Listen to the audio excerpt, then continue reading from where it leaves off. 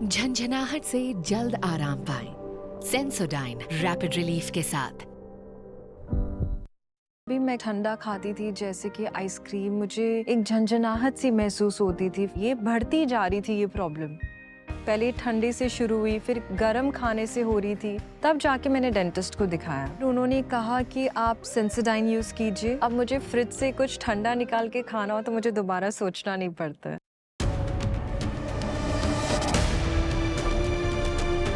Presented by Sensodyne। Ram की लीला बड़ी विचित्र है। आप सोचिए, अभी 22 जनवरी में समय है, लेकिन वातावरण ऐसा बन रहा है कि कांग्रेस में गांधी परिवार के निकट माने जाने वाले प्रियंका जी के सलाहकार रहे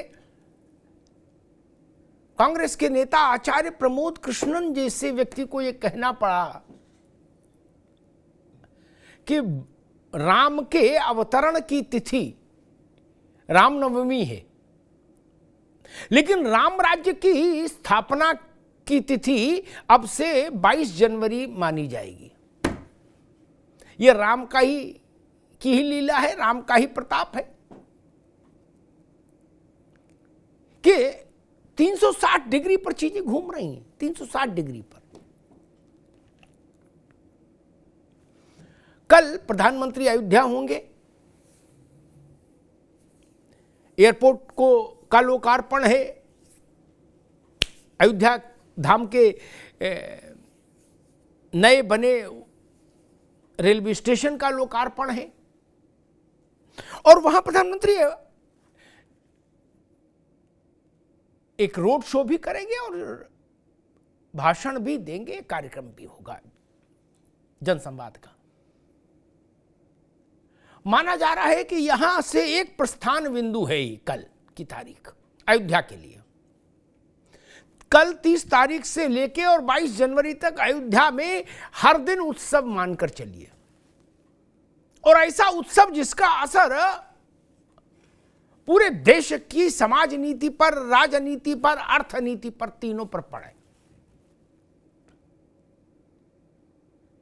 व्यापारियों के एक संगठन का एक आकलन में देख रहा था, एक रिपोर्ट देख रहा था अखिल भारतीय स्तर की। उसमें कहा गया कि केवल जनवरी में कुछ लोग हैं विघ्न संतोषी, वो कहते हैं कि भाई मंदिर से क्या होगा। उनके लिए मुझे आंकड़ा अच्छा लगा।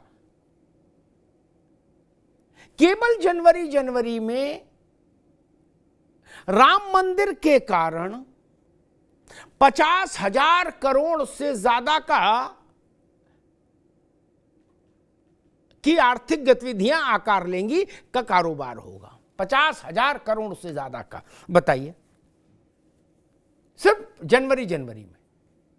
और ये आकलन विश्व हिंदू परिषद का नहीं, भाजपा का नहीं, ये आकलन कारोबारी लोगों के संगठन का है।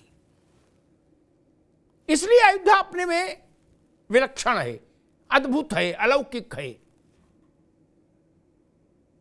और ये इतना भी है कि अयोध्या में लगभग 23 दिन उत्सवों की श्रृंखला चलेगी, लेकिन हमारे देश का विपक्ष अभी भी दुविधा में है। क्या करें? जाएं? नहीं जाएं? जाएंगे तो क्या लाभ और क्या नुकसान? नहीं जाएंगे तो क्या लाभ और क्या नुकसान? इसके नाप तौल में व्यस्त है। और इसी के बीच में एक और खबर आ गई कि भाई केरल में कांग्रेस के पार्टनर है मुस्लिम लीग, वो INDIA गठबंधन में भी है। उसने कांग्रेस को चेतावनी दे दी कि 22 जनवरी को अयोध्या के कार्यक्रम में अगर आप लोग गए तो हमसे खुट्टी हो जाएगी, कट्टी हो जाएगी, फिर हमारा आपका मामला नहीं चलेगा। लो कर लो बात। हिंदुस्तान में क्या कोई दल ऐसा दुस्साहस भी कर सकता है जैसा मुस्लिम लीग कर रही है कि कांग्रेस को धमकी दे रही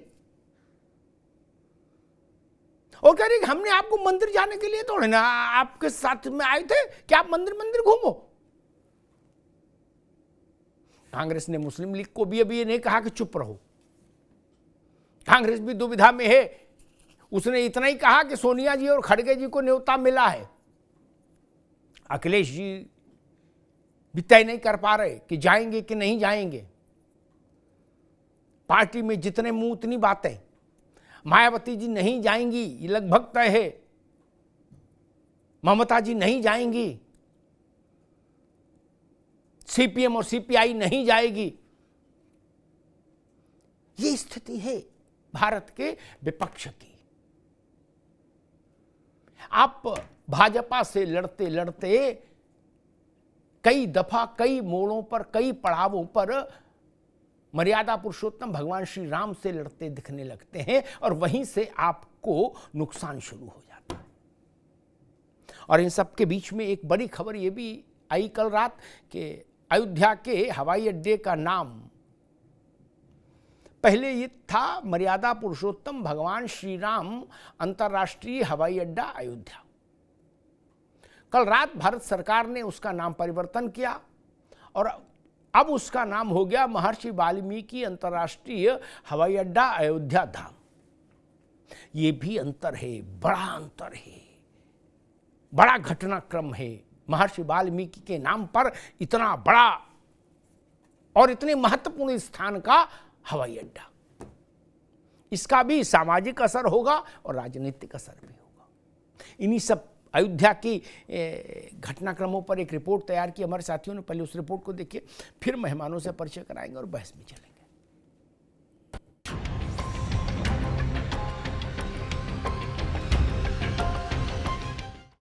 22 जनवरी को लेकर के पूरे देश में उत्साह है, उमंग है, इंतजार है। जो भी लोग आज इस प्रकार की बातें कर रहे हैं वो कभी राम मंदिर के पक्ष के लोग नहीं हैं। कल का बहुत ही सौभाग्यशाली दिन है और बड़ा दिन है। वाल्मीकि जी के सम्मान में वाल्मीकि समाज के एक व्यक्ति को पुजारी अवश्य बनाया जाए। नई अयोध्या के आगोश में अब तो हर रोज एक नया अध्याय जुड़ता दिखाई दे रहा है और इसी कड़ी में कांग्रेस नेता आचार्य प्रमोद कृष्णम के जज्बातों ने भी जोर मारा तो 22 जनवरी की तारीख को राम राज्य की घड़ी बता दी। रामनवमी राम के अवतरण की तिथि है, लेकिन 22 जनवरी राम राज्य की स्थापना की घड़ी है। यानी जिस घड़ी कांग्रेसी कुनबे में अध्याय को लेकर कंफ्यूजन ही कंफ्यूजन है, प्राण प्रतिष्ठा में जाने और ना जाने का प्रश्न ही अनसुलझा है।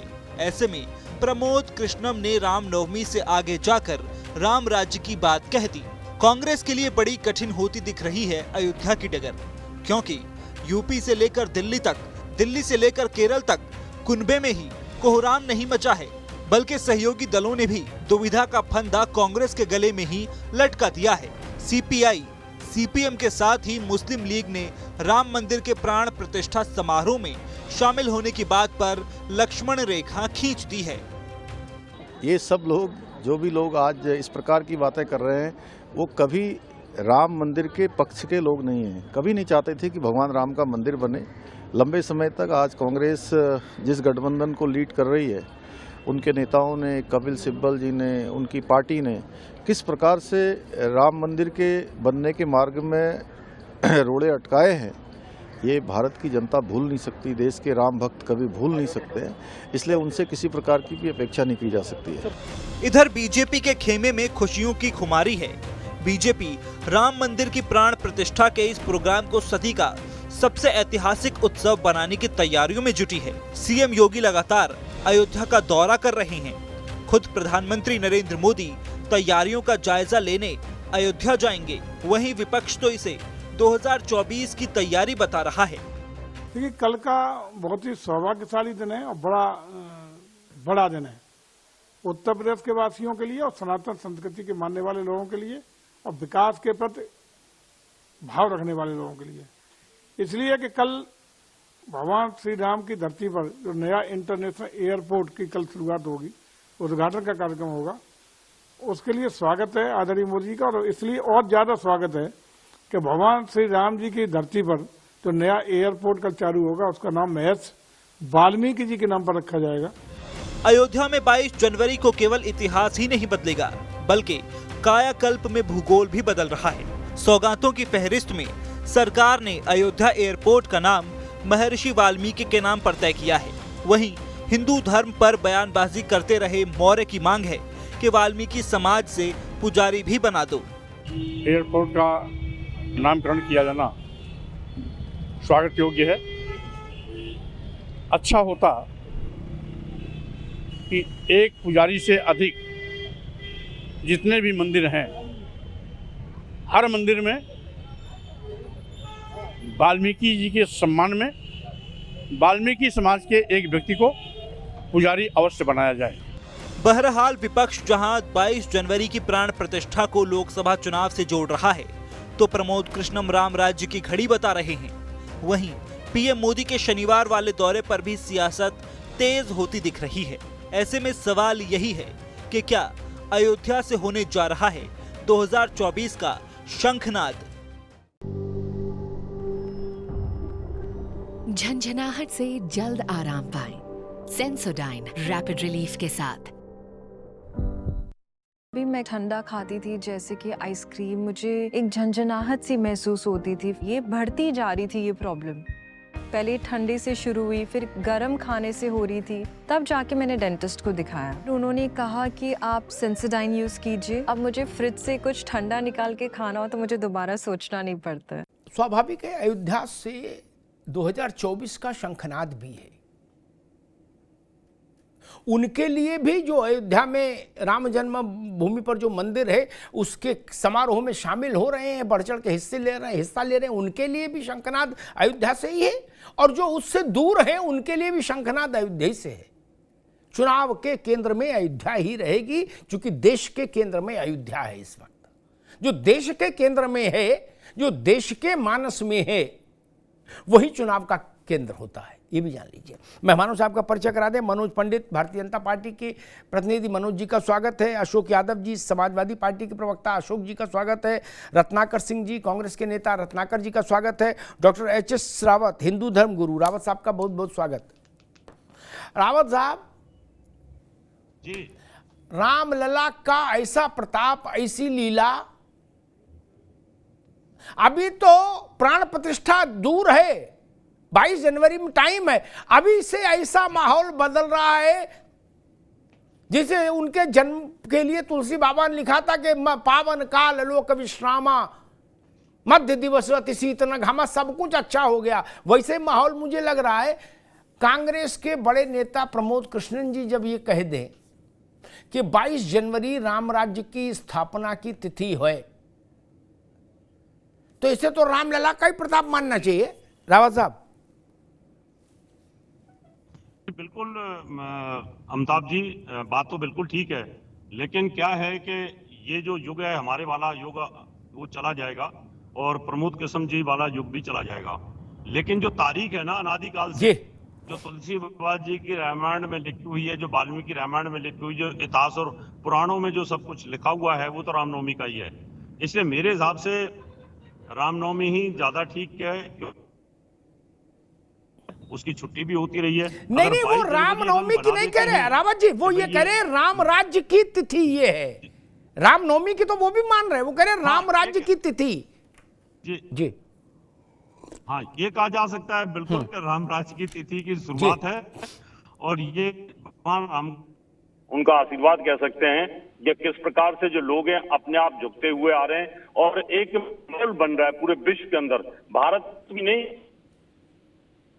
सकारात्मक माहौल है। और इस माहौल का परिणाम ये हो रहा है कि आप देखिए जितनी भी यहाँ पर ये सब चीजें, कॉरिडोर निर्माण, कृष्ण भगवान के यहाँ पर जन्मभूमि का और यहाँ पर ज्ञान वापी का जैसे हुआ, तो यहाँ पर इन सब चीजों के लिए एक पॉजिटिव माहौल कह सकते हैं और सब लोगों की एक दुआ चल रही है। हिंदू धर्म के जितने भी लोग हैं या कह सकते हैं सनातन धर्म के सब लोग हैं, उनकी एक छत्र मन और आत्मा को लेकर के दुआ है कि भगवान ये सब अच्छा होना चाहिए, देश का अच्छा होना चाहिए। हर कोई ये चाहता है देश का अच्छा होना चाहिए। तो मुझे लगता है एक बहुत पॉजिटिव साइन है। और जब प्रमोद कृष्णम जैसे धुर विरोधी जो सनातन का हमेशा मजाक उड़ाते थे और मौला मौला करते थे, हमेशा मोहम्मद पैगंबर की बात करते थे, अगर वो ये कहने लग जाए तो ये बड़ी खुशी की बात है। और मैं तो कहता हूँ इस तरह का हृदय परिवर्तन होना ही चाहिए और उन सबको इन चीजों पर ध्यान देना चाहिए। और मैं तो पार्टियों की भी कहता हूँ, सभी पार्टियों को कहीं ना कहीं दर्शन में जाना चाहिए। करोड़ों रुपए जो उनकी पार्टियों में फंड है वो भी जाकर के वहां पर दान देना चाहिए। ठीक है रावत जी। रत्नाकर सिंह जी, राय विचार कुछ बना या अभी टाइम लगेगा जाने को लेके? अमिताभ जी, दो चीज कहना चाहता हूँ। एक तो आपके प्रश्न का जवाब देना चाहता हूँ और नहीं, दूसरा आपने आचार्य प्रमोद कृष्णन का नाम लिया है, उनके ऊपर भी जरा एक बात मैं कहना चाहता हूँ। जी देखिए, पहली चीज ये है कि राम मंदिर जो है वह आस्था, प्रेम और विश्वास का प्रतीक है। ये जो राम मंदिर है ये कोई राजनीति का विषय नहीं है। और राजनीति कौन कर रहा है राम मंदिर पे? भारतीय जनता पार्टी कर रही है। तो अगर ये किसी को आमंत्रण मिले नहीं मिले, कोई अभी जाए या कोई बाद में जाए, इससे क्या फर्क पड़ता है? जब जिसकी आस्था जगी तभी वो चला जाएगा। और रही कांग्रेस पार्टी के जो निमंत्रण जो दिया गया है सोनिया गांधी जी को और मल्लिकार्जुन खड़गे जी को, मेरा मानना है या तो दोनों लोग जाएंगे या तो दोनों लोगों के प्रतिनिधि जाएंगे, लेकिन जाएंगे जरूर, क्योंकि राम सबके है ना। राम कोई भारतीय जनता पार्टी के हैं क्या? राम मंदिर कोई भारतीय जनता पार्टी का है क्या? ये कोई पार्टी का कार्यक्रम है? ये तो देश के गौरव का विषय, और देश के जब गौरव का विषय होगा कोई भी जाएगा। दूसरी चीज कहना चाहूंगा, आपने आचार्य प्रमोद कृष्णन का नाम लिया और बोला कि बड़े नेता हैं, उन्होंने राम राज्य की शुरुआत हो जाएगी, ऐसा कांग्रेस के नेता कह रहे हैं। कौन है आचार्य प्रमोद कृष्णन? उनको निकाल दिया। एक मिनट रत्नाकर भाई, एक मिनट, उन्हें हटा निकाल दिया पार्टी से। तो बात ना ना ना ना ना बात ही यहीं से शुरू होगी। उनको निकाल दिया कि नहीं? अमिताभ जी सुन लीजिए। ना ना, हमारी सुन लो फिर बोलो। अभी रुको, हमारी सुनो फिर बोलो। प्रमोद कृष्णन को पार्टी से निकाल दिया, हाँ या ना? अगर निकाल दिया तो मैं कह दूंगा केवल प्रमोद कृष्णन, और नहीं निकाला तो बोलूंगा कांग्रेस नेता प्रमोद कृष्णन। जी अब मैं वही जवाब दे रहा हूँ, आपके प्रश्न का जवाब हाँ या ना में तो नहीं दूंगा, लेकिन मैं एक्सप्लेन जरूर कर दूंगा। कौन है आचार्य प्रमोद कृष्णन? कौन है? आधिकारिक प्रवक्ता है कांग्रेस पार्टी के, या कांग्रेस पार्टी के कांग्रेस वर्किंग कमेटी में है, महासचिव है? कौन है आचार्य प्रमोद कृष्णन? ये बताइए। आचार्य प्रमोद कृष्णन के एक बयान पे पूरी मीडिया में उनके बयान को चलाया जाता है और कहा जाता है कि कांग्रेस पार्टी का ये देखिए किस तरह का स्टैंड हो रहा है। ये बिल्कुल गलत है। आचार्य प्रमोद कृष्णन का जो भी बयान है वो व्यक्तिगत बयान है और वो किसी पद पे नहीं है अभी कांग्रेस पार्टी में। ठीक है, मैं ये कहना चाहूंगा, खुले रूप से कहना चाहूंगा। और उनके बयान को कांग्रेस पार्टी का बयान समझा जाए और आधिकारिक बयान समझा जाए, ये दिखाने वाली की भी गलती है और सोचने वाले की। ठीक है रत्नाकर भाई, हमारे पार्टी का अधिकारिक प्रवक्ता ठीक है। मैं मनोज पंडित के पास चलूं उससे पहले दो तीन बातें कह दूं। बड़ा उलझा दिया रत्नाकर सिंह ने, कांग्रेस ही उलझी हुई है तो रत्नाकर जी कैसे सुलझे? एक अब आगे बात दोबारा में आगे तब बोलना, भी नोट कर लो। उन्होंने पूछा, वो तो प्रमोद कृष्णन सुन रहे होंगे, वो उत्तर देंगे इनको टेलीफोन करके कि हम क्या हैं। लेकिन मैं बता दूं, इन्होंने पूछा प्रमोद कृष्णन कौन है। प्रमोद कृष्णन एक ऑफिशियल कमेटी बनी थी,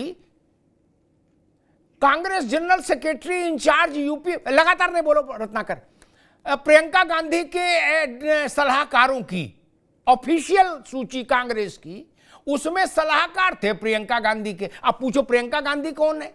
अब जो कांग्रेस में ये पूछे प्रियंका गांधी कौन है, उसे तो कांग्रेस छोड़ ही देनी चाहिए।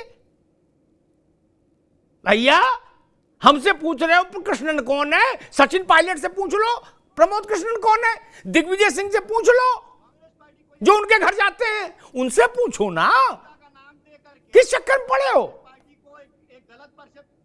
गजब बात कर रहे हो। और वो कह रहे कि केवल आधिकारिक प्रवक्ता और सीडब्ल्यूसी के मेंबर की बात आएगी, तो फिर आपके जो देश भर के हजारों कार्यकर्ता नेता हैं, इनके मुंह पे टेप लगा दोगे क्या? ये क्या करेंगे? ये धर्मशाला में बैठेंगे, इसलिए ऐसी बात नहीं करते। ठीक, और कम से कम आपको ये भाषा नहीं बोलनी चाहिए कि प्रमोद कृष्णन कौन है, उनकी हैसियत क्या है। पता नहीं कल पासा बल पलट जाए, आपको लिए मुश्किल पैदा हो जाए, ये कल फिर एडवाइजर हो जाए प्रियंका गांधी, तब क्या करोगे? तो मुसीबत में फंस जाओगे भैया। हमें सच बोलना है, हमें ठीक, नहीं फंस जाओगे, इसलिए मैंने कहा। और दूसरी बात, हमें सच मैं एक बात नहीं, ठीक है रत्नाकर भाई, लगातार नहीं करो। दूसरी बात मैं नहीं समझ पा रहा, कांग्रेस के लोग ये क्यों कहते हैं कि ये कार्यक्रम भाजपा का नहीं है? क्या किसी ने बोला कि ये कार्यक्रम भाजपा का है? नहीं ना। आपको ये कहने की, सफाई देने की जरूरत क्यों पड़ती कि राम सबके हैं? आपका आचरण बोलना चाहिए कि राम हमारे सबके हैं। आपको गले का इस्तेमाल क्यों करना पड़ रहा है बार बार कि राम हमारे भी हैं, हमारे भी हैं? आपका आचरण इतना बुलंद होना चाहिए कि आपको जरूरत ही नहीं पड़े बोलने की। आप पहले ही रामलला के दर्शन करने कभी गए होते नेहरू जी से लेके और आज तक, तो आपको बोलने की जरूरत नहीं पड़ती कि राम हमारे भी हैं। समझ रहे ना? जब पंडित जवाहरलाल नेहरू से लेकर पंडित जी जब प्रधानमंत्री थे, उस समय 1949 में मूर्ति रामलला का प्राकट्य हुआ था, तब से लेके राहुल गांधी तक, जब से राहुल गांधी समझदार हुए, वयस्क हुए, तब कोई गया होता रामलला को आरती करने, प्रणाम करने, तो आपको बोलने की जरूरत नहीं पड़ती मेरे भाई। एच.एस. रावत वैसे ही मानते कि आप रामलला के भक्त हो, लेकिन अब वो कैसे माने? वो कह रहे हैं कि भैया 75 साल में कभी ये गए नहीं रामलला के, दाएं बाएं से घूम के निकल आए, लेकिन वहां नहीं गए, तो कैसे मान लें? इसलिए मैं सबसे कहता हूं, आचरण से प्रमाणित करिए, वाणी बहुत देर तक नहीं टिकती। मनोज पंडित जी, भाई ये बार बार सारे विपक्षी दल ये कह रहे हैं कि ये भाजपा का कार्यक्रम नहीं है, हमारा मन है, हम जब चाहेंगे तब जाएंगे, उस दिन भी जा सकते हैं, बाद में भी जा सकते हैं। साहब जी, अभी आपने एक वर्ड कहा जी कि कांग्रेस उलझी हुई है जी, और उस उलझन में इनको यही नहीं पता कि करें क्या। ये उस उलझन में स्थिति बड़ी गंभीर हो गई जी। तो मेरा मानना यह है कि ये अभी जो इंडी गठबंधन बनाया है, उस गठबंधन में इनको ये लगता है कि अगर हम गए तो हमारे गठबंधन के लोग चले जाएंगे मैं छोड़ के, नहीं गए तो हिंदू नाराज हो जाएगा। तो ये जिस असमंजस में पड़े हैं वहां स्थिति बड़ी गंभीर है जी। पर मेरा मानना यह है कि जाना चाहिए, और ये एक इतिहास रचा जा रहा देश में, उस इतिहास में इनको भी अपनी आहुति डालनी चाहिए। तो अमिताभ जी, इनको जब तक ये चीजें बनाएंगे नहीं, जब तक चीजें खुलेंगी नहीं, तो राजनीति से ऊपर उठ के भी कुछ काम किए जाते हैं। उस राजनीति से ऊपर उठ के भी इन चीजों को सहयोग, देखिए अब अगर हम लोग नहीं इनको आमंत्रण देते या वो समिति आमंत्रण नहीं देती, तो इनको लगता कि हमें बुलाया नहीं जा रहा है और चीजें खराब होती है, नहीं देखिए हमें नहीं बुलाएगा, हम कैसे करें। अब आमंत्रण दे दिया तो आप कहते कि नहीं कोई ना कोई प्रतिनिधि जाएगा, हम बाउंड थोड़ी हैं कि हमको जब बुलाएंगे तभी जाएंगे हम वहां पर। लेकिन अमिताभ जी, स्थिति ये है कि राम जिसको बुलाते हैं वही जाता है, वरना मति भ्रष्ट हो जाती है, आमंत्रण के बाद भी व्यक्ति जा नहीं पाता वहां। तो मुझे लगता है कहीं ना कहीं मति की जो स्थिति है वो गंभीर है, इसलिए जो है ये निर्णय ले नहीं पा रहे कि जाएं या ना जाएं। अशोक यादव जी तक आवाज पहुंच रही मेरी? आ जाने। लेकिन एक बात मैं कहूं, जो रत्नाकर भाई ने कहा कि श्रीमती गांधी, सोनिया गांधी और खड़गे जी या तो खुद जाएंगे, प्रतिनिधि जाएगा, जहां तक मेरी जानकारी है, हो सकता है मैं गलत हूं, लेकिन जहां तक मेरी जानकारी है, निमंत्रण व्यक्तिशः है, व्यक्तिगत है, नाम से है, और वो ट्रांसफरेबल नहीं होंगे कि हम नहीं जा रहे हैं, हम गुड्डू को भेज देंगे, ये नहीं होगा। आपको जाना होगा या आपको नहीं जाना होगा। ऐसा नहीं हो सकता कि हमने अपने यहां काम करने वाले किसी लड़के से कहा भाई तुम चले जाओ, घूम आओ, देख आओ, ऐसा नहीं होगा। ये एक बड़ा प्रश्न है। रावत साहब, रामलला के मंदिर के जो इसके लिए 500 से अधिक वर्षों तक देश ने प्रतीक्षा की, संघर्ष किया, तपस्या की, वो सपना जब साकार हो रहा है तो उस दिन को इतने हल्के में व्याख्यायित करना, क्या अरे चले जाएंगे, बाद में चले जाएंगे, क्या हो गया, उसी दिन जाएं, हमारी मर्जी, चाहे जब जाएं। ये वैसे नहीं हो गया कि भाई 15 अगस्त बोले हम तो अक्टूबर में 15 अगस्त मनाएंगे, मेरा मन 26 जनवरी बोले मार्च में 26 जनवरी मना लेंगे, क्या जरूरी उसी दिन मनाए? नहीं,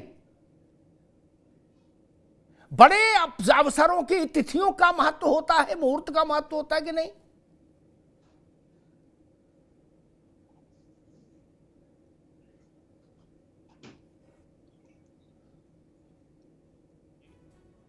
इनका जो विजन है ना जी, जैसे इनके कांग्रेस के बड़े नेता थे, उनका विजन बहुत होता था और बड़े विजन के कारण उनकी सोच बहुत आगे की थी, भविष्यगामी सोच थी। आज के जो नेता हैं ना, उनकी भविष्यगामी सोच नहीं है। उनको ये समझ नहीं आ रहा कि अगर वो नहीं जाते हैं तो भी फंसे और जाते हैं तो भी फंसे, यानी मुंह में एक तरह से छछूंद आ चुकी है। अगर नहीं जाते हो चुका है अभी, और उसके कारण सोशल मीडिया और मीडिया में वो बात निश्चित तौर पर फैलेगी कि कांग्रेस की बड़ी नेता नहीं गई या दूसरी पार्टियों के लोग नहीं गए, और वैसे ही हिंदू बहुत ज्यादा अवेयर हो चुका है। और अगर जाते हैं तो इन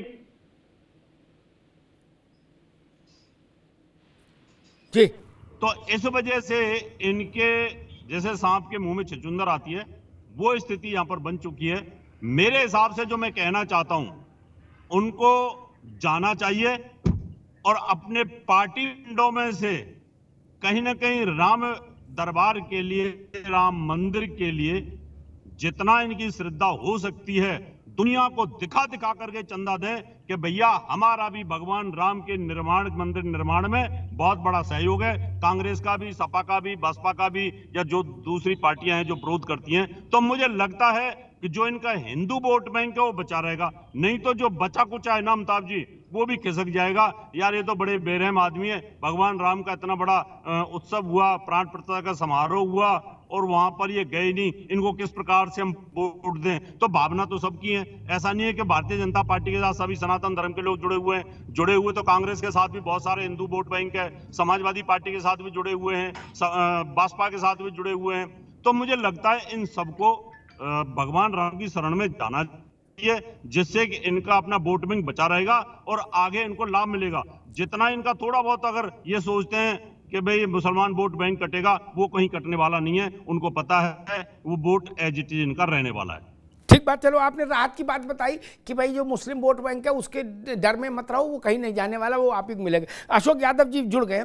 अशोक जी, जो बात मैंने कांग्रेस से पूछी थी भाई आपसे पूछता हूँ, घर में राय विचार हुआ फाइनल कि जाना है 22 जनवरी को कि नहीं जाना है, या अभी चिंतन चल रहा है, मंथन? देखिए, कोई चिंतन मंथन नहीं चल रहा है और भगवान जी सबके हैं। भगवान राम कोई भारतीय जनता पार्टी के पेटेंट नहीं है। और नहीं, ये किसी ने कहा पेटेंट है? ऐसा तो किसी ने बोला नहीं। किसी ने पेटेंट का दावा किया क्या? नाम बताओ आप उसका। देखिए अमिताभ सर, देखिए जब भगवान जी का बुलावा आएगा तब सभी लोग जाएंगे, और जब भगवान जी का बुलावा आएगा हमारे राष्ट्रीय अध्यक्ष जी भी जाएंगे। कोई जरूरी नहीं कि 22 तारीख को ही जाएं। अगर 22 तारीख को नहीं जा पाएंगे तो बाद में जाएंगे। ये कोई 22 तारीख डेडलाइन नहीं है भगवान की। भगवान के मंदिर में तो कभी भी जाया जा सकता है। नहीं, 22 को कोई और अर्जेंट काम में है? कोई 22 को और अर्जेंट काम है पार्टी का? नहीं, मैं ये नहीं कह रहा हूँ 22 को अर्जेंट काम है कि नहीं काम है। मैं ये कह रहा हूं कि भगवान जी का जब बुलावा आएगा, जब भगवान जी का आदेश होगा, तो सभी लोग उनके चरणों में नतमस्तक होने के लिए जाएंगे। लेकिन ये कोई जरूरी नहीं कि भारतीय जनता पार्टी जिस दिन बुलाए उसी दिन सब लोग जाएं। ये कोई जरूरी तो है नहीं ना। भगवान जी का मंदिर है, भगवान जी सबके दिल में है। अच्छा अशोक भाई एक छोटा सा सवाल जहन में आ गया। बाकी तो भाजपा को आप जो कहोगे भाजपा उसका उत्तर देगी, आप भाजपा को उत्तर दो, भाजपा आपको दे। लेकिन एक छोटा सवाल आ गया। 1949 में रामलला की मूर्ति का प्राकट्य हुआ, ठीक, उस मध्य गुंबद में, ठीक, मध्य रात्रि को। उसके 49 से लेके आज तक कितने साल हो गए जोड़ लो, ठीक। तब से 49 तो पुरानी बात होगी, जब से मुलायम सिंह जी नेता हो गए, ठीक, विधायक चुन लिए गए, 67 से मान लो, 67 से तो नेता हो ही गए थे। तब से लेके आज अखिलेश यादव तक कभी रामलला के दर्शन करने गए? अभी तक बुलावा नहीं आया। अमिताभ जी, मेरे के 60-65 साल हो गए, अब तो नहीं। आप गए वहां, गुजरे, उधर गए, लेकिन उधर मंदिर नहीं गए, रामलला के दर्शन नहीं किए, अभी तक बुलावा नहीं आया। तब तो बड़ा गड़बड़ है इसका मतलब। समाजवादी पार्टी दिखावे में विश्वास नहीं करती है। अरे अभी आपने कहा बुलावा आएगा, सब लोग जाएंगे चरणों में रामलला के। अब हमने वही सवाल पूछ दिया तो कह रहे दिखावे में विश्वास नहीं रखते। हम कह रहे आप 1949 से आज तक ना टाइम नहीं निकाल पाए, या बुलावा नहीं आया, दोनों ही बातें खराब है। अगर टाइम नहीं निकाल पाए तो भी खराब, और अगर बुलावा नहीं आया 75 साल में तो भी खराब। नहीं अशोक भाई, गलत कहा हो तो बता दें। मैं बोलूं? जी जी, देखिए ऐसा है कि भगवान का पूजा करने का सबका अपना अपना तरीका होता है सर। हम अपने दिल में भगवान को रख के पूजा करेंगे, हम अपने घर में मंदिर बना के भगवान का पूजा करेंगे, हम अपने हिसाब से भगवान का पूजा करेंगे। ये कोई जरूरी नहीं है कि भारतीय जनता पार्टी हमें ये बताएगी कि आपको ऐसे भगवान को पूजा करना है, ऐसे नहीं करना है। तो वो सर पूजा श्रद्धा। यादव जी एक मिनट यादव जी एक मिनट, आपको न्योता भाजपा ने तो भेजा नहीं ना, भाजपा ने तारीख तय की। राम जन्मभूमि तीर्थ क्षेत्र न्यास ने आपको न्योता दिया, उसने तारीख तय की, वो कार्यक्रम की संयोजक है। आप उसको जवाब दो ना, भाजपा तो कार्यक्रम करने नहीं, कार्यक्रम कर रहा है ट्रस्ट। तो ट्रस्ट से आपको लेना नहीं चाहिए था, निमंत्रण कह देना चाहिए, हम तो अपने घर में पूजा करते हैं, हम नहीं जाते अयोध्या। भी रखिए उसमें नहीं ले आना सारा सीट के बगल में सब कुछ। आप जो बोला ना ट्रस्ट, तो ट्रस्ट को ही बोलना चाहिए। ये भारतीय जनता पार्टी के कभी कन्नौज के सांसद बोलेंगे, कभी भारतीय जनता पार्टी के कोई और बोलेगा। तो इस तरह की चीजें अगर हो रही हैं तो ये चीजें सबको पता है कि ट्रस्ट और भाजपा में क्या संबंध है, क्या नहीं संबंध है। ये सारी चीजें कोई अलग नहीं है ना, तो भाजपा से ट्रस्ट अलग है ना, ट्रस्ट से भाजपा अलग है। अगर आप ये कह रहे हैं कि ट्रस्ट अलग है, भाजपा अलग है, तो ये चीजें पब्लिक को कम से कम डाइजेस्ट नहीं होंगी। सारी चीजें एक दूसरे से मतलब कॉम्प्लीमेंट हैं, चाहे ट्रस्ट हो या भाजपा।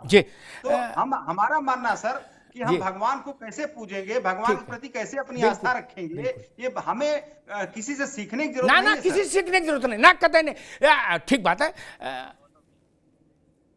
टीले वाली मस्जिद जा सकते हैं लखनऊ में बाहैसियत मुख्यमंत्री, अजमेर शरीफ जा सकते हैं, देवा शरीफ जा सकते हैं, कलियर पीर जा सकते हैं। वहां ये नहीं कि मन में पूजेंगे ना, मन में नमाज पढ़ लेंगे नहीं, मन में ईद न मना लेंगे नहीं, ईदगाह जा सकते हैं। रत्नाकर अभी नहीं भैया, है ना अशोक यादव जी, वहां धर्म व्यक्तिगत मामला नहीं है, वहां धर्म सार्वजनिक मामला है। रोजा इफ्तार करना हो घर में मुख्यमंत्री होते हुए, वो सार्वजनिक मामला है। दूसरा हिंदू धर्म का मसला आए तो बोलो ये कौन होते हैं हमको बताने वाले, मंदिर वाले। हम अपने घर में अंधेरे कमरे में पूजा करेंगे, बल्ब भी नहीं जलाएंगे, बड़ी अच्छी बात है। आप आज में देवा शरीफ जाएंगे, बड़े छोटे, अरे वो टीले वाली मस्जिद जाएंगे, अच्छी बात है, जाइए। ये भी तो देश देख रहा है ना मित्र, संभाव का अभाव है, इसीलिए ये स्थिति है। ठीक, झंझनाहट से जल्द आराम पाएं सेंसोडाइन रैपिड रिलीफ के साथ। भी मैं ठंडा खाती थी, जैसे कि आइसक्रीम, मुझे एक झंझनाहट सी महसूस होती थी। ये बढ़ती जा रही थी ये प्रॉब्लम, पहले ठंडे से शुरू हुई, फिर गर्म खाने से हो रही थी। तब जाके मैंने डेंटिस्ट को दिखाया, उन्होंने कहा कि आप सेंसोडाइन यूज कीजिए। अब मुझे फ्रिज से कुछ ठंडा निकाल के खाना हो तो मुझे दोबारा सोचना नहीं पड़ता है। रत्नाकर भाई एक प्रश्न मेरा आपसे है, बाकी तो आप अपने उत्तर देंगे। कल मैं एक केरल में जो मुस्लिम लीग है आपकी पार्टनर, उसके जनरल सेक्रेटरी को सुन रहा था। उन्होंने कहा कि अगर कांग्रेस अयोध्या गई, 22 जनवरी कार्यक्रम का सिलसिला था, तो हमको सोचना पड़ेगा कांग्रेस के साथ चलें कि नहीं, क्योंकि हमने कांग्रेस को मंदिर जाने के लिए समर्थन नहीं दिया, ना हम उसके साथ हैं, और मुस्लिम लीग इसके सख्त खिलाफ है। रत्नाकर जी, हाँ, पर सवाल सुन लो पूरा, फिर हंस लीजिएगा, उत्तर देने से पहले हंस लीजिएगा एक बार। अभी सवाल सुनते समय मत हंसो, उस वक्त बाद में हंस लेना जब जवाब देना, पहले हंस के फिर जवाब देना, अच्छा जवाब आएगा। मैं इस बात को, और सीपीएम और सीपीआई दो आपके सहयोगी और हैं जिन्होंने ब्लंटली कहा कि हम नहीं जाएंगे, लेकिन उन्होंने इतनी हिमाकत नहीं की कि आपको थ्रेट किया हो, वार्निंग दी हो। मुस्लिम लीग ने तो आपको वार्निंग दे दी कि हम कांग्रेस के साथ इसलिए नहीं कि वो मंदिर में जाए। रत्नाकर जी। देखिए अमिताभ जी, एक चीज तो मैं बहुत स्पष्ट तौर से कहना चाहता हूं जी। अगर गठबंधन का कोई व्यक्ति किसी तरह का बयान देता हो, उसको कांग्रेस पार्टी के, मैं इस बयान की बात नहीं कर रहा हूं, मैं डीएमके पार्टी का जो बयान आया था वो उसकी बात कर रहा हूं। पहले उस बयान को कांग्रेस पार्टी से जोड़ करके कांग्रेस पार्टी को जो है बदनाम करने की कोशिश की जा रही है, पहले भी की जा रही थी, अभी भी की जा रही है। दूसरी बात यह कहना चाहता हूं, जो इन्होंने जो बयान दिया है मुस्लिम लीग में कि हमने इसलिए समर्थन नहीं दिया है। देखिए, हर पार्टी की अपनी एक विचारधारा होती है और वो विचारधारा से बंधी होती है, और उस विचारधारा को मानने वाले मुसलमान भी होते हैं, हिंदू भी होते हैं, क्रिश्चियन भी होते हैं, सिख भी होते हैं, ईसाई भी होते हैं। ये दूसरे पार्टी के लोग हम की अपनी विचारधारा को किस तरह से माने, ये उनको नहीं कहना चाहिए, मैं तो स्पष्ट तौर से कहूंगा जी। दूसरी चीज आऊंगा मैं, 3-4 बार आपने अमिताभ जी आपने कहा कि भैया क्यों नहीं गए, इतना साल हो गया प्रकट हुए 49 में, जवाहरलाल क्यों नहीं गए, राहुल गांधी क्यों नहीं गए, अखिलेश यादव क्यों नहीं गए। मैं ये कहना चाहूंगा जी, भैया 145 करोड़ की आबादी है हमारे देश में, और 145 करोड़ की आबादी में मुझे जहां तक लग रहा है महज 5 करोड़ से भी ज्यादा लोग राम का दर्शन मंदिर में जाकर के नहीं किए होंगे या अयोध्या नहीं गए होंगे। ये मैं चैलेंज के साथ कह सकता हूं जी। लेकिन बचे जो 140 करोड़ लोग हैं, जिसमें एक मैं भी हूं, मैं ज्योतिर्लिंग तो सारे मैं कर चुका हूं, शिव का जब भी बनारस जाता हूं तब तक ज्योतिर्लिंग का दर्शन करता हूं, लेकिन अयोध्या अभी तक नहीं गया जी। लेकिन इसका क्या मतलब है कि मैं राम को नहीं मानता हूं? अरे मैं तो क्षत्रिय कुलवंशी हूं, हमारे तो पूर्वज प्रभु श्री राम है, अपने घर में पूछते हैं, हर जगह हम लोग पूछते हैं, हम तो कहीं किसी से मिलते हैं तो जय श्री राम कह के मिलते हैं, तो हमारे मन में तो वो भाव है, वो भावना है, और हम राम के लिए जो कुछ करना है उसके लिए समर्पित है। तो ये कह देना कि सिर्फ आप अयोध्या नहीं गए हैं और आप राम को नहीं मानते हैं, ये यथोचित नहीं है, बिल्कुल यथोचित नहीं है। अगर कोई व्यक्ति नहीं गया है लेकिन राम मंदिर के लिए उन्होंने अनेकों कार्य किए हैं, ये मैं अक्षर से आपको बयान करके बता सकता हूं, लेकिन आप मुझे समय नहीं देंगे। दूसरी चीज मैं कहना चाहूंगा, आप कह रहे थे मुहूर्त की बात कह रहे थे अमिताभ जी कि मुहूर्त का बड़ा महत्व होता है। अब मुझे ये बता दीजिए, राम के लिए रामनवमी के दिन से बड़ा मुहूर्त हो सकता है क्या? हो सकता है। रामनवमी जिस दिन प्रभु श्री राम जो है जन्म लिए थे, मैं अब समझ गया बात कि मैं क्या कहने वाला हूं। नहीं, आप बात पूरी कर लीजिए, मैंने कहा ठीक बात करें, हाँ, कर लीजिए, ऐसा भड़बड़ाइए नहीं, आराम से बात पूरी कर लो, काहे परेशान हो। नहीं आप बीच में जो है डाइवर्ट, और मैं इसीलिए बैठा हूं यहाँ भैया, बोलने के लिए बैठा हूं। नहीं, आप प्रेस कॉन्फ्रेंस नहीं कर लेते अपनी अमिताभ जी? ना ऐसा मत सोचो जी, बात पूरी करो भैया रत्नाकर भाई। जी जी, मैं वही कह रहा था कि रामचंद्र जी के लिए, प्रभु श्री राम के लिए रामनवमी से बड़ा कोई दिन हो नहीं सकता। ठीक, और वह रामनवमी का दिन जो है जी, ये 22 जनवरी के 2 महीने के बाद पड़ रहा है, ठीक है, मतलब चुनाव के बाद रामनवमी आ रहा है। तो भारतीय जनता पार्टी को जो अभी मंदिर पूरी तरह से बना भी नहीं है, इतनी जल्दीबाजी क्यों? जी ठीक है, मंदिर का उद्घाटन करने के लिए कहीं न कहीं भारतीय जनता पार्टी मंदिर के माध्यम से देश की जनता को ये बताना चाहती है, संदेश देना चाहती है कि भैया हिंदुत्व के ठेकेदार हम ही हैं। ठीक है रत्नाकर जी, आप रुकना होगा, अब रुक जाओ, अभी क्या बात जोड़ देता आगे बात, अब रुकना होगा, अभी आपने कतई नहीं, एक मिनट आगे बात। रावत साहब, राजनीतिक लोगों का सबसे बड़ी समस्या मालूम क्या है देश में? उनसे कहो भाई तुम मंदिर क्यों नहीं गए, बोले हम अपने घर में अंधेरे कमरे में पूजा करते हैं, मुंह में ऐसे काला कंबल डाल के, किसी को दिखाते नहीं। ठीक बात, लेकिन हम ये बताते हैं टीवी पर बैठ के कि मुहूर्त कौन सा अच्छा था राम जन्मभूमि के मंदिर के लिए। गजब हो गया। काशी के पंडित क्या करेंगे, काशी की विद्युत परिषद क्या करेगी अगर कांग्रेस वर्किंग कमेटी मुहूर्त निकालने लगेगी? अपने जाने का मुहूर्त नहीं निकाल पाए 75 साल में, मंदिर का मुहूर्त निकालेंगे रावत जी। तो हमें लग रहा है आप लोगों का भी काम खत्म हो गया, फिर तो कांग्रेस ही मुहूर्त निकाल देगी। अयोध्या आराम कर, चलो अयोध्या का निकल गया, आप मथुरा का मुहूर्त निकाल दो, वहीं जाके कार सेवा करो। रावत जी, अमिताभ जी, रत्नाकर जी काफी सुलझे हुए प्रवक्ता हैं वैसे, लेकिन करे क्या? जब पार्टी के डिसीजन ही उल्टे पड़ेंगे तो प्रवक्ता कितना बचाएगा, ये बताइए। अब प्रवक्ता कितना बोलेगा? जब पार्टी के डिसीजन ही इतने उल्टे पुल्टे होने वाले हैं तो उनकी प्रॉब्लम सी आती है। क्या आज तक वो गए नहीं कभी? अब अभी कह रहे थे रत्नाकर जी बहुत कुछ किया, हम गिनाने लगेंगे। कई बार कई चीजें ऐसी होती हैं कि आपने एक वर्ग को खुश करने के लिए ताला खुलवाया, आप कहते हैं कि राजीव गांधी ने ताला खुलवा दिया। अगर ताला ना खुलवाते तो उस समय सारा कुछ सुपड़ा साफ होना ही था, और वैसे भी उस समय इतने बड़े बहुमत से जीतने वाला एक प्रधानमंत्री और एकदम सुपड़ा साफ हो जाए तो कहीं ना कहीं पॉलिसी खराब होती है। और इस समय जो कांग्रेस की पॉलिसी चल रही है बहुत ज्यादा खराब है। मुझे लगता है कि इस समय इनको समझ आना ही चाहिए कि खाली आप एक वर्ग की वोटों पर अब नहीं रह सकते, नहीं जीत सकते। आपको अगर भारतीय जनता पार्टी का या दूसरी पार्टियों का मुकाबला करना है तो आपको भगवान राम की शरण में आना ही पड़ेगा।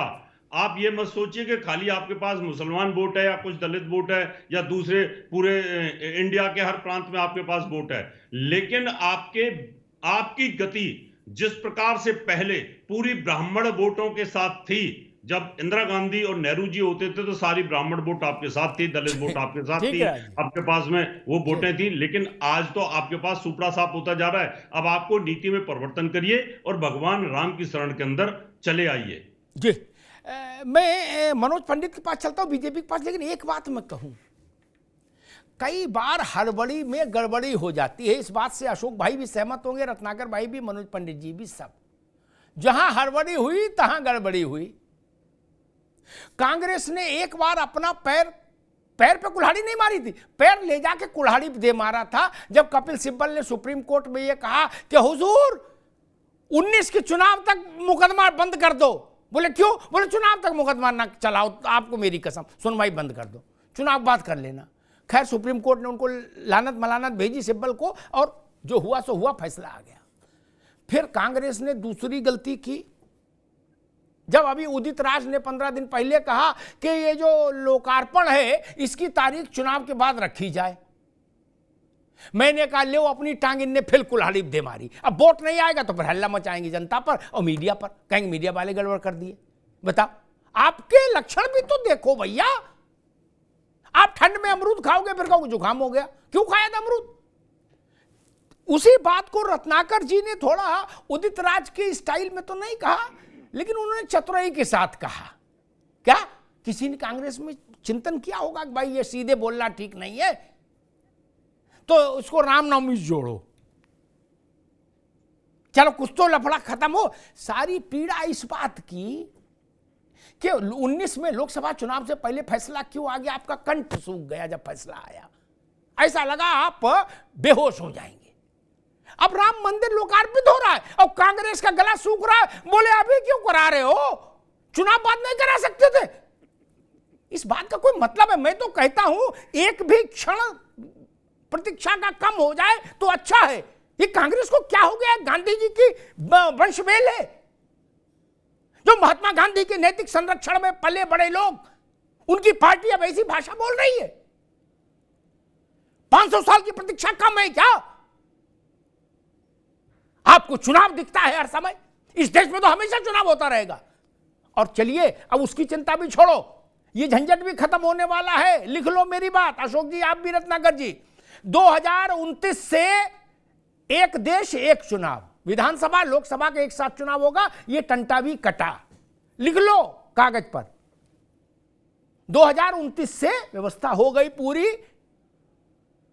जान लीजिए। मनोज पंडित जी, कांग्रेस कह रही है कि भाई बीजेपी और ट्रस्ट, और अशोक यादव कह रहे बीजेपी और ट्रस्ट एक है, इसलिए हम मान के चल रहे हैं कि बीजेपी का कार्यक्रम है। नहीं अमिताभ जी, मुझे बताइए कि बीजेपी और ट्रस्ट इनके कहने से, अरे भाई कोई अच्छा काम हो रहा है, जिस काम की प्रतीक्षा पूरे 500 साल से हो रही थी, अगर आपका योगदान रहेगा तो उसमें दिक्कत क्या है, ये बताइए ना आप। अगर कोई शुभ काम हो रहा है तो उसमें आपको जाना चाहिए, उसमें क्या बाधा है।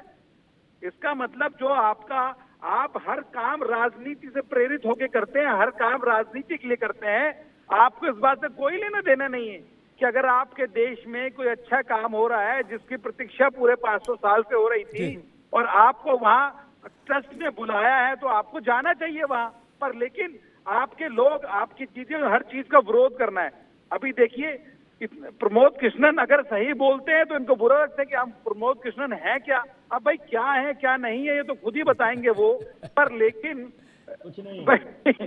अब इसमें तो रत्नाकर जी, हम तो सिर्फ ये कह सकते हैं कि जो बुद्धि भ्रष्ट हो गई है, जो मति खराब हो गई है, उसको थोड़ा सुधारो, ताकि कम से कम जनता को ये मैसेज तो जाए कि ये जो काम हो रहा है ये पूरे देश में हर्षोल्लास के साथ किया गया, और एक ऐसा काम जिसका मैसेज पूरे विश्व में जाएगा कि हिंदुस्तान में, देखिए खाली राम मंदिर की बात कर रहे हैं आप, केदारनाथ में कितना काम हुआ, काशी विश्वनाथ मंदिर की आप हालत देखिए क्या हुआ, आप मथुरा देखिए क्या होने जा रहा है। तो ये सरकार के एजेंडे में था, ये हमारी चीजें थी कि हमें अपने देश में जो ऐसी विवादित स्थल जो रह गए थे उनको खत्म करना है, ताकि हम एक आने वाली पीढ़ी को एक ऐसा सुझाव दे के जाए, चीजें दे के जाए जिससे कि लोग ये कहें कि हाँ भाई ये अच्छा काम करके गई सरकार। तो मेरा मानना ये है कि आप लोगों को भी विरोध करने की बजाय सहयोग करना चाहिए, ट्रस्ट का भी और चीजों का भी, और एक पूरे उत्तर प्रदेश में, हिंदुस्तान में एक ऐसी चीज बनने जा रही है जहां पर जिसका नाम विश्व में होने वाला है। तो रत्नाकर जी ये सुझाव है, ये सलाह है और आपको माननी चाहिए। नहीं, आप किसकी माने, आपकी माने या मुस्लिम लीग की माने? उधर मुस्लिम लीग फंडा डाले बैठी है, या येचुरी की माने, ये डी राजा की माने, किसकी माने? नहीं मानेंगे तो वो तो वैसे मुश्किल फंसी कांग्रेस। मानेंगे तो इधर मुड़े तो कुआं, उधर गिरे तो खाई, कहां जाए क्या करें। अशोक यादव जी, हम लोग जिस पृष्ठभूमि से आते हैं, हम और आप दोनों ही हैं, रत्नाकर जी भी, बाकी सभी मित्र, उस पृष्ठभूमि में एक सामान्य व्यवस्था है कि भाई ऐसा कोई आमंत्रण हो, आमंत्रण ना हो तो भी हम जानने की कोशिश करते हैं ऐसी सूचना मिल जाए। फिर ये सामान्य मंदिर नहीं, ये तो देश के 500 साल की प्रतीक्षा का सामूहिक प्रतिफलन है, भारत की आध्यात्मिक चेतना का अब तक का सबसे बड़ा जयघोष है 22 जनवरी। और उसमें न्योता मिलने के बाद ये नखरा मैं देख रहा हूं भारत की राजनीति में काम करने वाले नेताओं का, जिनको चुनाव इसी देश में लड़ना है। नहीं, वोट गुड्डू को ही डालना है, मुकेश को ही डालना है, सुरेश को ही डालना है। नहीं, मतलब मैं समझ नहीं पा रहा हूं क्या हो क्या गया। जो मैंने शुरुआत में कहा था, टीले वाली मस्जिद आप हंसते मुस्कुराते जा सकते हैं, लेकिन अयोध्या के लिए 20 पेच है। बोले इनने क्यों काट दिया, बोले नीले रंग में काट क्यों नहीं छपाया, बोले पीले रंग में क्यों छपाया, बोले ये क्यों आ रहे हैं और वो क्यों जा रहे हैं। खुद अपना भाव होना चाहिए था कि हाँ भाई हम आएंगे सेवा में रामलला की। अशोक जी, अमिताभ जी, देखिए मुझे इस बात का कष्ट है कि आपको अखिलेश जी की टीले वाली मस्जिद की फोटो याद है, लेकिन उनकी जितने भी मंदिरों में गए उनकी कोई एक भी फोटो आपको याद नहीं है। आप हमारे सांसद माननीय डिंपल यादव जी की नवरात्रि पूजा आपको याद नहीं है। हमारे माननीय राष्ट्रीय अध्यक्ष जी इतने मंदिरों में जाते हैं, वो किसी मंदिर के इमेज आपके दिमाग में नहीं है। इस बात का हम लोगों को कष्ट है। दूसरी बात मैं कहना चाहूंगा कि ये देख, हम लोग जब पढ़ते थे तो एक फिलिप कोटलर की बुक पढ़ाई जाती थी, मार्केटिंग। उनको मार्केटिंग गुरु कहा जाता था। माननीय मोदी जी को फिलिप कोटलर कोई अवार्ड भी शायद फर्जी अवार्ड मिल गया था बीच में। कोटलर जिसे भी बड़े मार्केटिंग गुरु अगर कोई है तो माननीय मोदी जी एंड उनकी टीम। आप ये बताइए, जिस तरह से इवेंट मैनेजमेंट किया जा रहा है, क्या माँ गंगा के नाम पे जो माननीय मोदी जी 2014 में गए थे, माँ गंगा साफ हो गई? आज भगवान राम के नाम पे जिस तरह से मार्केटिंग भारतीय जनता पार्टी कर रही है, भगवान राम के किस आदर्श को पालन करती है भारतीय जनता पार्टी? आप ये बताइए। भगवान राम ने अपने पिता के वचनों को पालन करने के लिए 14 वर्ष का वनवास चुना, उन्होंने सत्ता को लात मार दिया था भगवान राम ने। लेकिन ये लोग तो सत्ता को हासिल करने के लिए शहीदों की चिताओं को, अच्छा आप ये चाह रहे हो कि सत्ता छोड़ के हमको दे दें? आप ऐसा चाह रहे हो? तो चुनाव से मिलेगी, ऐसा थोड़ी मिल जाएगी कि उनके कहने से मिल जाएगी। तो चुनाव लड़ो, पता लग जाएगा सत्ता किसको मिल रही। मेरी बात हो जाने दीजिए, मेरी बात हो जाने दीजिए। ये लोग इतने सत्ता लोलुप हैं कि 24 घंटा नहीं बीतता है, शहीदों की चिताओं की आग ठंडी नहीं होती है, और माननीय मोदी जी उनकी फोटो लगा के चूरू में चले गए वोट मांगने। तो ये भगवान राम की किस आदर्श को मानते हैं? खाली भगवान राम के नाम पे मार्केटिंग करते हैं, माँ गंगा के नाम पे मार्केटिंग करते हैं, भगवान राम के नाम पे जमीनों के हेरा फेरी वहां पे हो रही है। सीएजी की रिपोर्ट है कि 20 करोड़ रुपए ठेकेदारों को दे दिया गया। तो आप मार्केटिंग कर रहे हैं, आप उनके आदर्शों को जरा भी अगर फॉलो कर लेते हैं अमिताभ जी, तो हम लोग नतमस्तक हो जाते हैं इनके सामने। लेकिन ये लोग आदर्शों को बिल्कुल नहीं मानते। अशोक एक मिनट भैया, मनोज पंडित जी एक मिनट रुकिए। अशोक यादव जी, मैंने टीले वाली मस्जिद की बात यूं ही नहीं कही।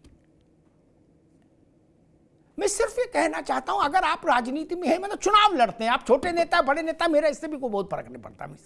क्या वही बात नियम रत्नाकर सिंह पर भी लागू है जो सोनिया गांधी पे लागू है? क्या आज नहीं लड़ रहे, कल तो चुनाव लड़ेंगे ना? वही बात अशोक, जो मैं मुलायम सिंह जी के लिए कहूंगा, वो अशोक यादव के लिए कहूंगा। मैं सिर्फ ये कह रहा हूं, देश के हजारों वर्षों से जो देश की आध्यात्मिक चेतना का मूल स्वरूप रहा, एक पूंजीभूत रहा राम का नाम। जन्म में राम, मृत्यु में राम, अभिवादन में राम, प्रसन्नता में राम, अवसाद में राम। इस देश में राम के अलावा क्या है? वहां जाने का टाइम नहीं मिला, 75 साल हो गए। अब फिर आप हमको बता रहे हो कि आपको वो फोटो नहीं याद हो, दिस फोटो नहीं याद, और हमने घर में सत्यनारायण कथा कराई थी वो आपको याद नहीं, और हमने पंजीरी भी बांटी थी। इस बात का कोई मतलब है क्या मित्र? हमने सरयू का जिक्र नहीं किया। मैं था अयोध्या में, अशोक यादव जी, जब सरयू में लाशें गिरी थी कार सेवकों की, मैं था। यही भारत कुछ सोच सकता था? ये ठीक नहीं।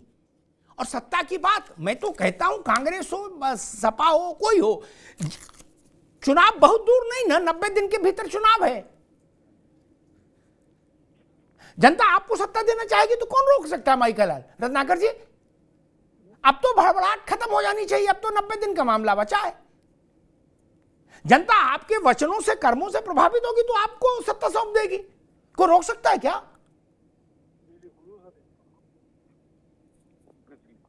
अब तो इम्तिहान का टाइम आ गया ना। जी देखिए अमिताभ जी, बहुत चर्चा हो रही है कौन जा रहा है नहीं जा रहा है। भाई जो नहीं जाने वाले हैं उन्होंने तो साफ तौर से कह दिया कि हम नहीं जाएंगे। लेकिन जिनको निमंत्रण मिला है हमारी पार्टी में, उन्होंने तो एक बार भी नहीं कहा कि हम नहीं जाएंगे। फिर ऐसा कयास क्यों लगाया जा रहा है कि वो नहीं जाएंगे?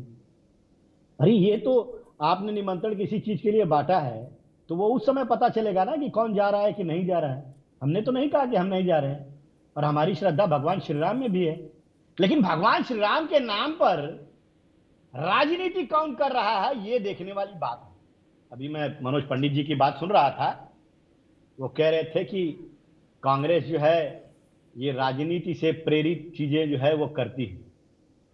अरे भैया, राजनीति से प्रेरित कौन काम कर रहा है?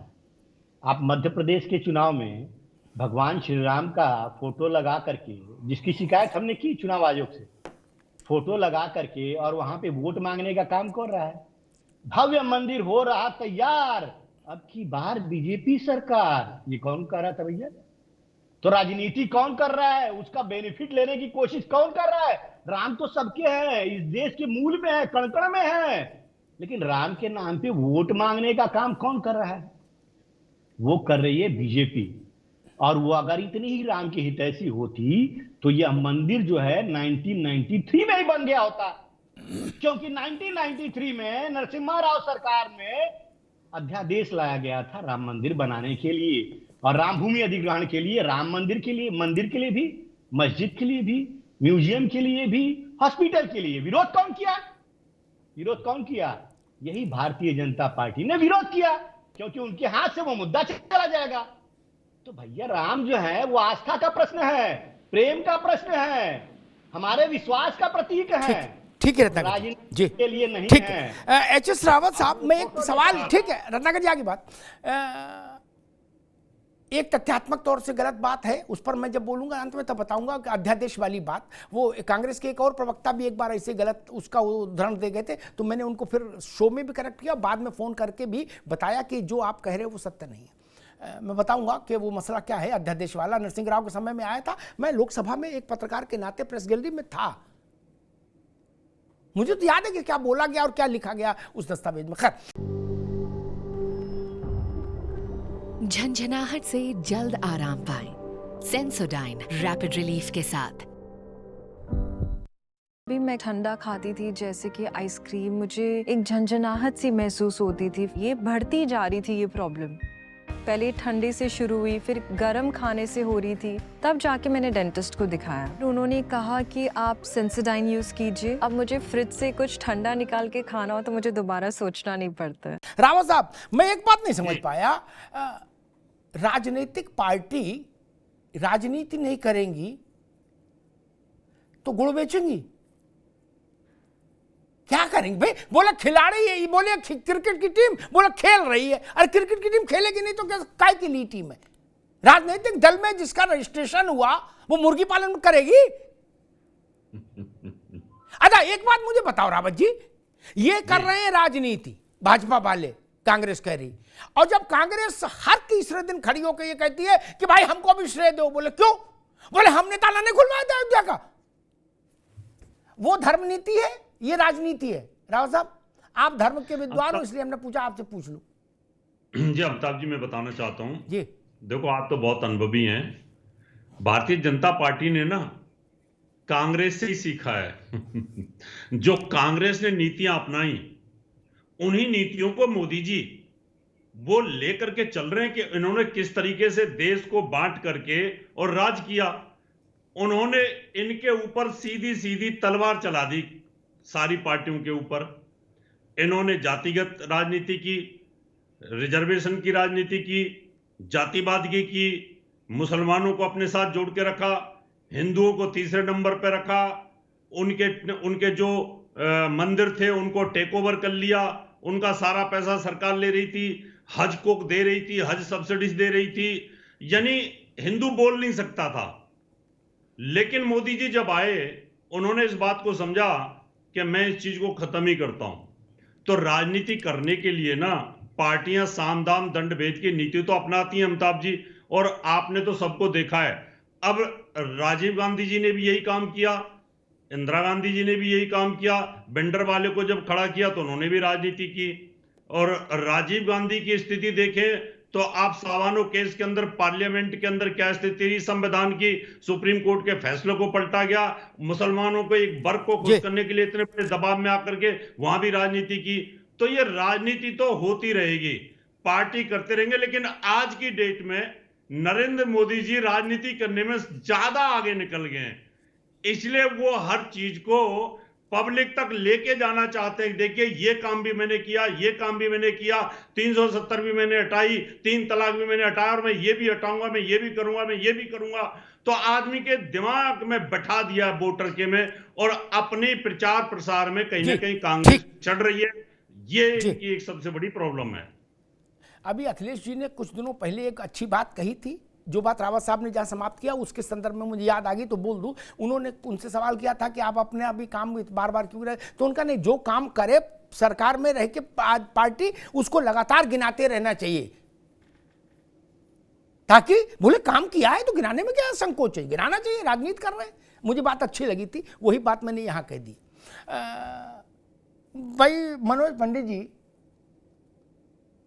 आपके विपक्षी दलों की आपसे बड़ी शिकायत ये है कि आप एक राजनीतिक दल होने के बाद राजनीति क्यों कर रहे हैं? नहीं तो अब क्या करें अमिताभ जी, बताइए ना मुझे। भाई हम तो, मुझे लगता है देश के प्रधानमंत्री पहले ऐसे प्रधानमंत्री होंगे तो विपक्ष को ये नसीहत दे रहे हैं कि आप व्यक्तिगत चीजों को छोड़कर देश हित की बातें करें ना। आप जनता हित की बात तो करते नहीं, देश की तरक्की की बात आप करते नहीं, आप व्यक्तिगत बातें करते हैं। आप देश के प्रधानमंत्री को आप पता नहीं क्या क्या बोलते हैं, समझ ही नहीं आती इन चीजों की। तो मेरा मानना ये है कि जब आपकी नीति और नीयत स्पष्ट नहीं है और आप अपनी गिरेबान में झांक के आप देखना नहीं चाहते, आप सिर्फ ठीकरा दूसरे के सिर फोड़ना चाहते हैं, तो ये चीजें चलने वाली नहीं है। अमिताभ जी, गया वो वक्त चला गया जब आप एक ऐसी बातें करते थे कि भाई पानी हिमाचल से आता है और इसकी बिजली तो यही बन जाती है। अब जैसे दही में से मट्ठा निकाल लेते हैं तो ताकत निकल जाती है और हम आगे पानी तो फसल उगाएगा नहीं, तो लोग भरोसा कर लेते थे। आज नहीं, आज देश के, हिंदुस्तान के किसी भी कोने में अगर कोई घटना घटती है तो वो घटना मिनटों में पूरे देश में फैलती है। आज अमिताभ जी वही आदमी कामयाब है, वही पार्टी कामयाब है, वही नीति कामयाब है जो देश हित की बात करेगी, जो देश के लोगों की बात सोचेगी। आप कैसे कह सकते हैं? जो हमने कहा 370 हटाने की बात हमारी मैनिफेस्टो में थी, हमने की। 3 तलाक की बात वहां थी, हमने की। तो अमिताभ जी, आज आप आईना मत साफ कीजिए, आप आईना साफ कीजिए, चेहरा मत साफ कीजिए। वही हाल कांग्रेस का है। तो कांग्रेस को अपने आप को बदलना पड़ेगा और बदलने के बाद चीजों को लाइन पर जब ही आएंगी चीजें, उससे पहले नहीं आने वाली। ठीक बात। राम जन्मभूमि में रामलला के मंदिर के मुख्य पुजारी हैं आचार्य सत्येंद्र दास। रावत जी, आप मिले होंगे उनसे, मुझे उनसे कई बार मिलने का अवसर मिला, उनका आशीर्वाद मिला। अब तो बहुत वृद्ध हैं महाराज। उन्होंने एक बड़ी अच्छी बात कही। अशोक जी, आपको भी इस पर ध्यान देना चाहिए। पुजारी जी को तो चुनाव नहीं लड़ना, उनकी तो अवस्था भी बहुत हो गई। उन्होंने कहा कि भाई इस देश में अदालतें तो 49 से थी, क्या कलेक्टर कप्तान भी थे, सरकारें भी थी, सब था, लेकिन राम मंदिर का मामला 1 इंच आगे नहीं बढ़ा। बोले बढ़ा तभी जमीन पर, यहां और वहां भी, दिल्ली में भी, जब योगी की सरकार आई और मोदी की सरकार आई। अब इस बात का खंडन तो नहीं किया जा सकता, अच्छी लगे तो भी और बुरी लगे, मतलब बुरी लगे तो भी खंडन नहीं किया जा सकता।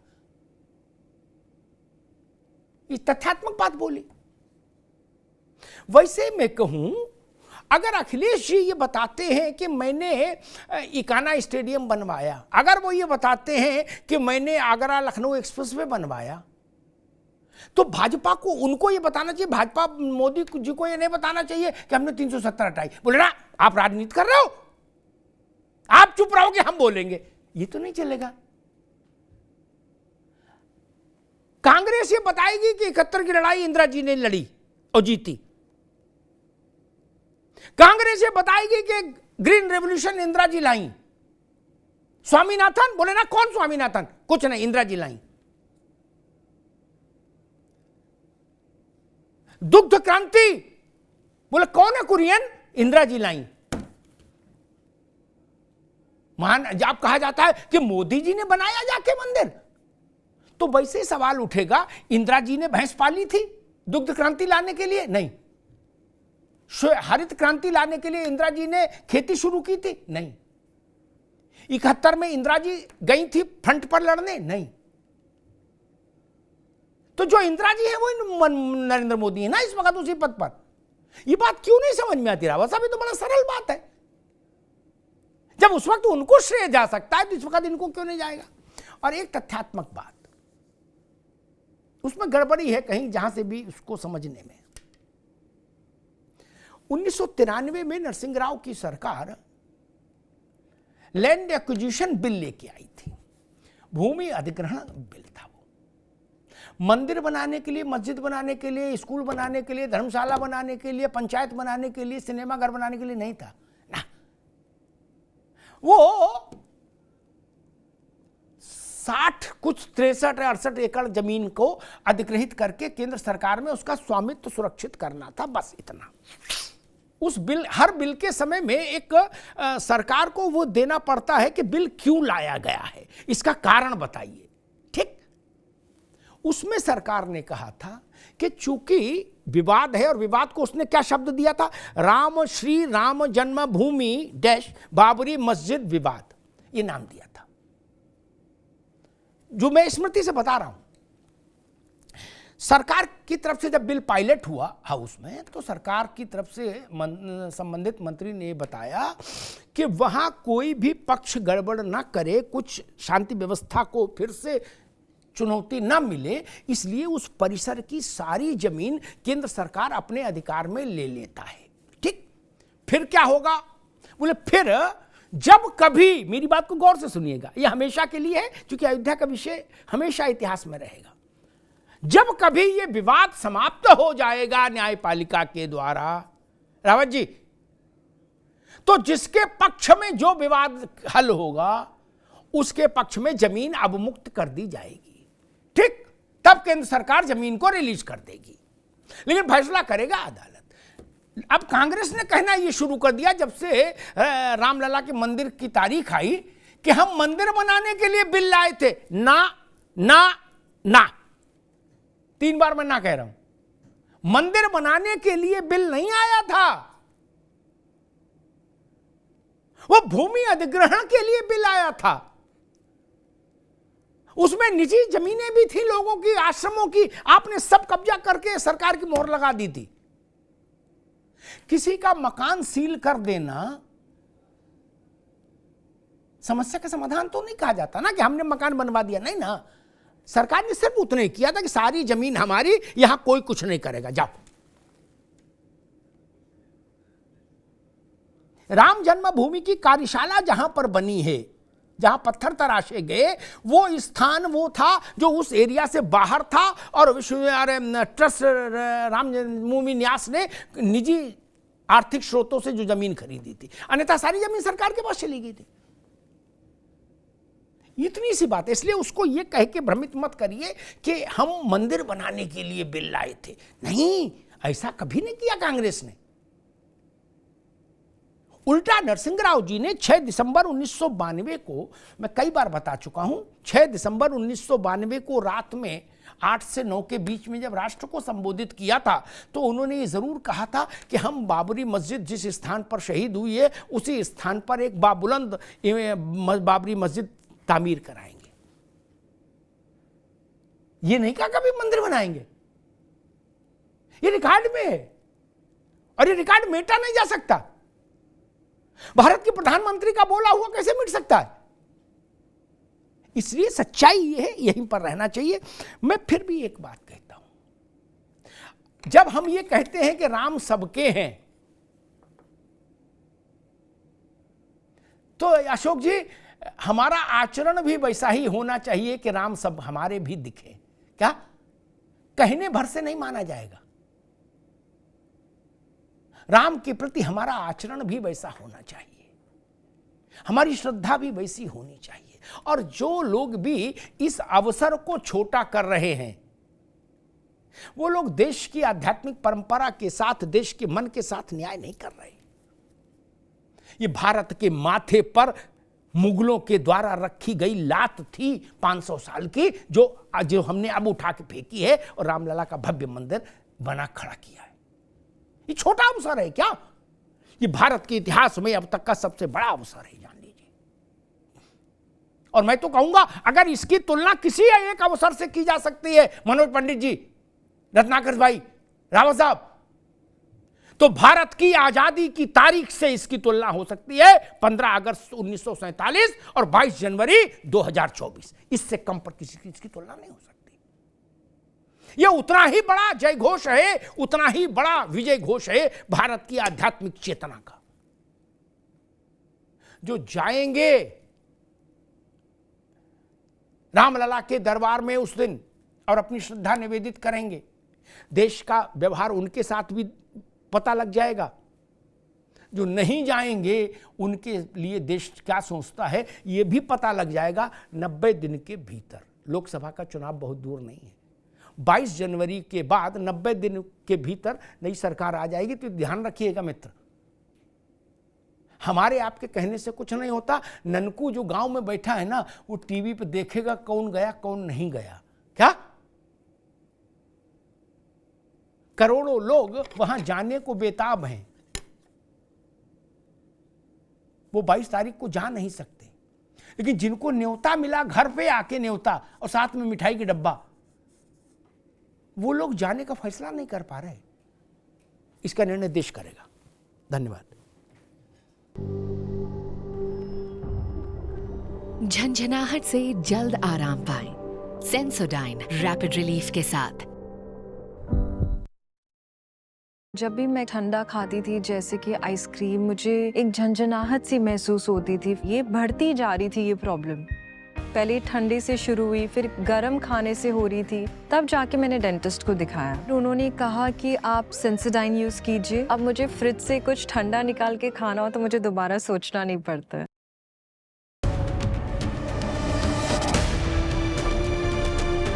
Presented by Sensodyne.